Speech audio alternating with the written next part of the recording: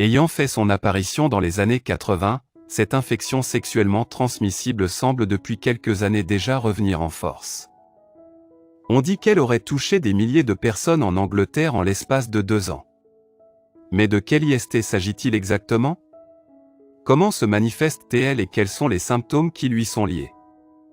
Connue sous le nom de Mycoplasma genitalium, cette IST est en réalité une bactérie transmise sexuellement et pouvant causer une inflammation des voies urinaires et génitales. Cette bactérie induit également plusieurs autres problèmes sanitaires tels que l'arthrite, la maladie inflammatoire pelvienne ou encore l'infertilité, notamment chez la femme ou la prostatite chez l'homme. Fragilisant l'appareil génital de manière conséquente, cette bactérie permet également à d'autres IST d'infecter plus facilement l'organisme, des IST tels que le virus du VIH notamment. Symptômes. Chez la femme, la bactérie du Mycoplasma genitalium peut causer une grave inflammation du col de l'utérus, provoquant ainsi une urétrite. Une urétrite qui elle-même provoque des douleurs abdominales et vaginales, des douleurs lors des relations sexuelles, des mictions fréquentes. Des écoulements vaginaux ainsi que des saignements vaginaux importants et anormaux, hormis la période des règles. L'homme peut également contracter une urétrite à cause de la même bactérie. Celle-ci provoque également chez lui des mictions fréquentes mais aussi des écoulements du pénis, des douleurs lors des relations sexuelles ou lors de l'éjaculation.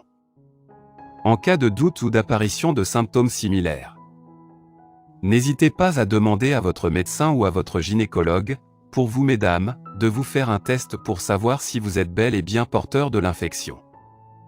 Des centaines de personnes touchées en Angleterre. En Angleterre, on a récemment découvert, il y a un peu plus de 2 ans, plusieurs cas de personnes infectées par la bactérie du Mycoplasma genitalium. Selon les dernières estimations, un peu plus des 1% de la population britannique serait touchée par l'infection aujourd'hui, ce qui représente tout de même plus de 650 000 personnes. Il en serait de même en Australie où 1 à 2% de la population serait également touchée, ce qui représente près de 400 000 Australiens et Australiennes. Des chiffres alarmants qui traduisent bien l'ampleur du phénomène. D'autres pays seraient d'ailleurs touchés comme les États-Unis ou encore la Suède et la Norvège en Europe. Il s'agit de la 3e IST la plus répandue aujourd'hui chez les jeunes, entre 16 ans et 34 ans, après la gonorrhée et la syphilis. Cependant, l'infection toucherait également les seniors, âgés de plus de 60 ans. Une forte résistance aux antibiotiques. Souvent comparé au chlamydia, le Mycoplasma genitalium est de plus en plus résistant aux médicaments et aux antibiotiques, d'où sa dangerosité et son effet dévastateur. Pire encore, les symptômes ne commencent à se manifester qu'à partir de quelques semaines après que la personne ait été atteinte par l'IST. L'azithromycine semblerait être l'un des seuls traitements à pouvoir efficacement lutter contre l'infection. On ne le répétera jamais assez mais le port du préservatif est obligatoire et important afin d'éviter tout risque de contamination. Par ailleurs, n'oubliez pas de prévenir votre partenaire en cas d'infection. Merci d'avoir regardé notre vidéo. Si c'est intéressant, veuillez aimer et partager.